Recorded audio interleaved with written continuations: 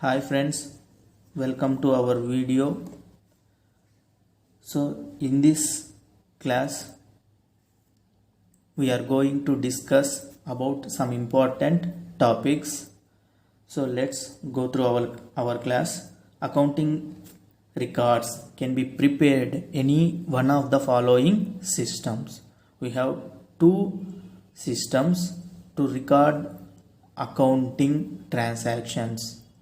So what are the single entry system and double entry system?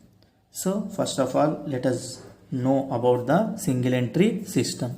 So under single entry system, all transactions relating to personal aspects are recorded in the books of accounts, but leaves all impersonal transaction. In single entry system, we record only personal aspects. That means only related to persons. Those transactions we will record in the single entry system, and leaves all impersonal transaction. That means assets and expenses, losses, incomes and gains. These all transactions we leave in single entry system. So next system is double entry system. So this double entry system was introduced by Lucas Pacioli. Introduced by Lucas Pacioli. He is a Italian merchant.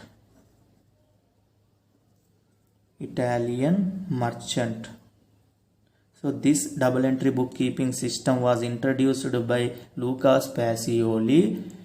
He is an Italian merchant during the year 1494 AD.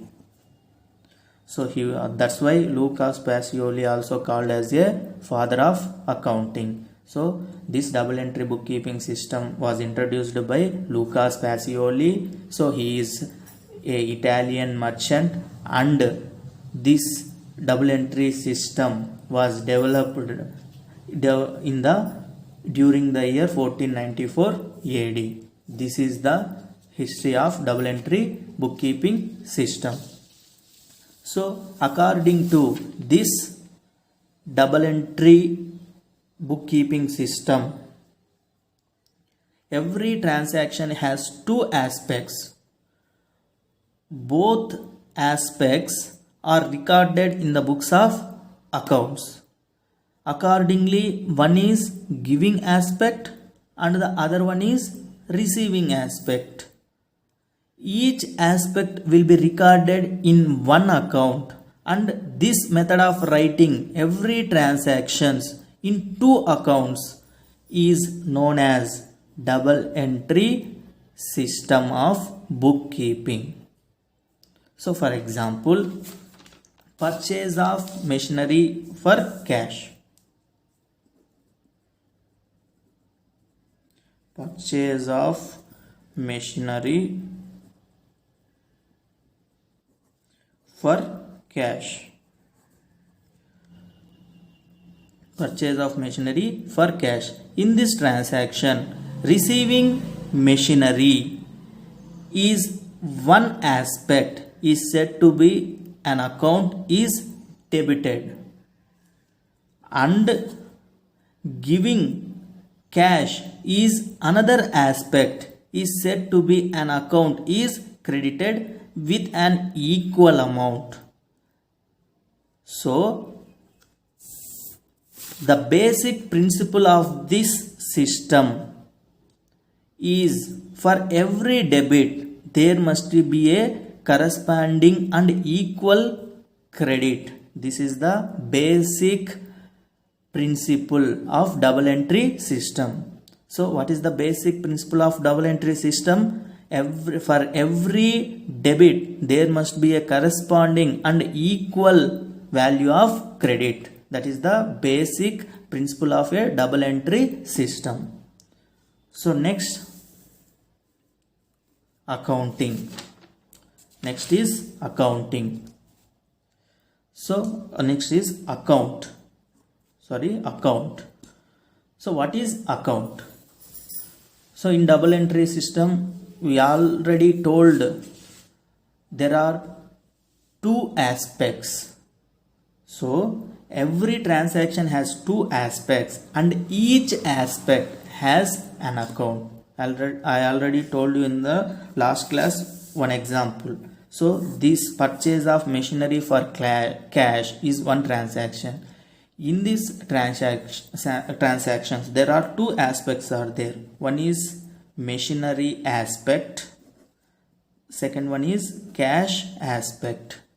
So each aspect is called an account. So an account is a summary of relevant transactions at one place relating to a particular head. So account is a summary of relevant transactions at one place relating to a particular head. For example, format of accounting like this. So account is like a capital in the form of capital T. So account is a summary of relevant transactions. For example, this is a cash account. So all transactions relating to cash we will record under this particular head. That means under cash account. That's why it's a summary of relevant transactions at one place relating to a particular head. So that is called account. Next, very important topic, classification of accounts. So accounts can be classified as two. One is personal account, second one is impersonal accounts. Personal accounts also divided into three types: natural, artificial and representative. Impersonal accounts divided into two types: real accounts and nominal accounts. Real accounts also divided into two types: tangible real accounts, intangible real accounts. So this is the classification of account. So first of all, accounts are divided into two types. One is personal account and second one is impersonal accounts. Personal accounts, the accounts which are related to individuals or group of persons are known as personal accounts. Personal accounts which are related to individual person or group of persons are known as a personal account. Impersonal account, all those accounts which are not personal accounts are impersonal accounts. So this is about the personal account and impersonal account. Personal account again divided into three types: natural personal accounts, next artificial personal accounts and representative personal accounts. First, natural personal accounts.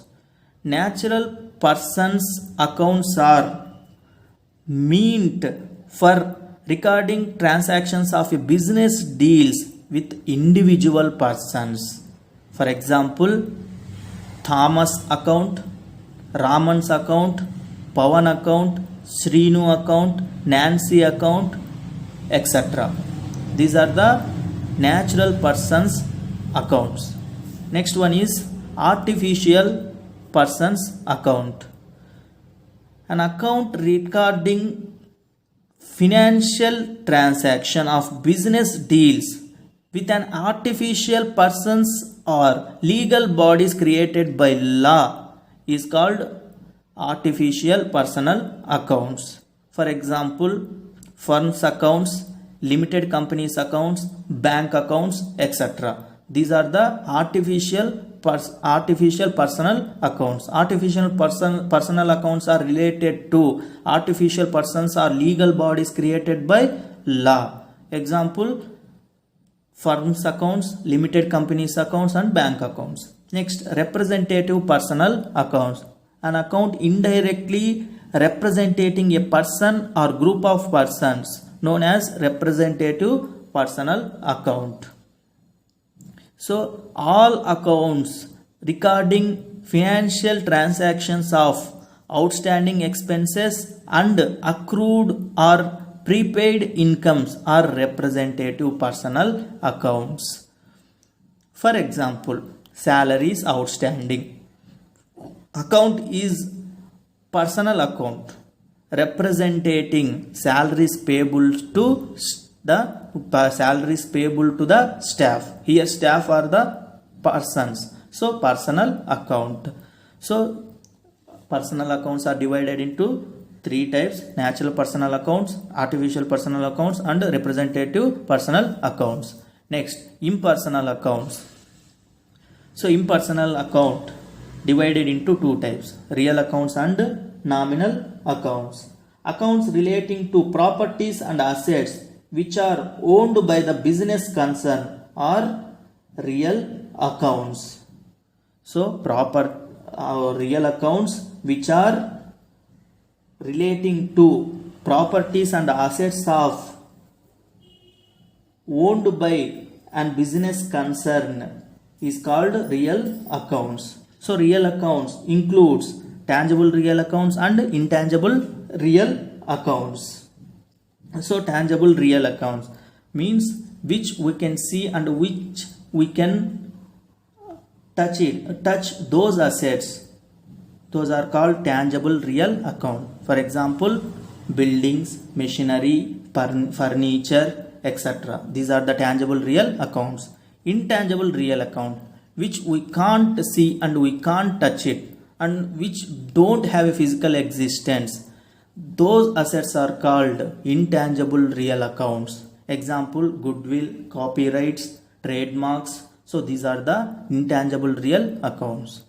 Next, nominal accounts. Nominal accounts. So these accounts do not have any existence, form or shape. They relate to incomes and expenses or gains and losses of business concern. For example, salary account, rent account, discount account, interest account, commission account. These are the nominal accounts. So this is the classification of accounts.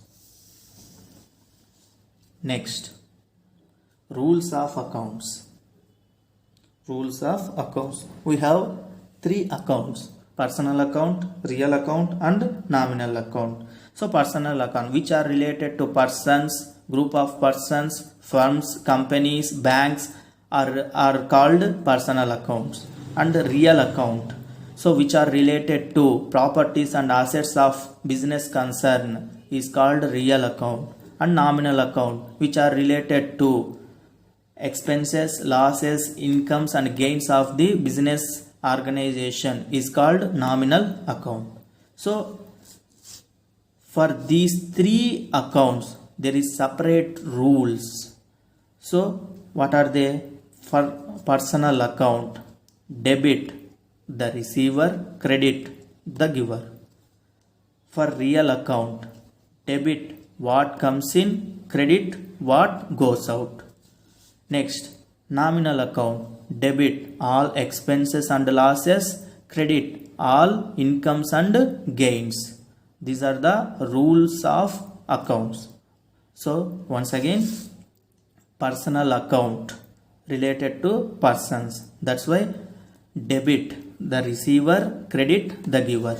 Real accounts related to assets and properties. So that's why debit what comes in, credit what goes out. Next, nominal accounts relates to the expenses, losses, incomes and gains. That's why debit all incomes and all expenses and losses, credit all incomes and gains. So this is about our class. We'll meet in our next class. Okay friends, thank you.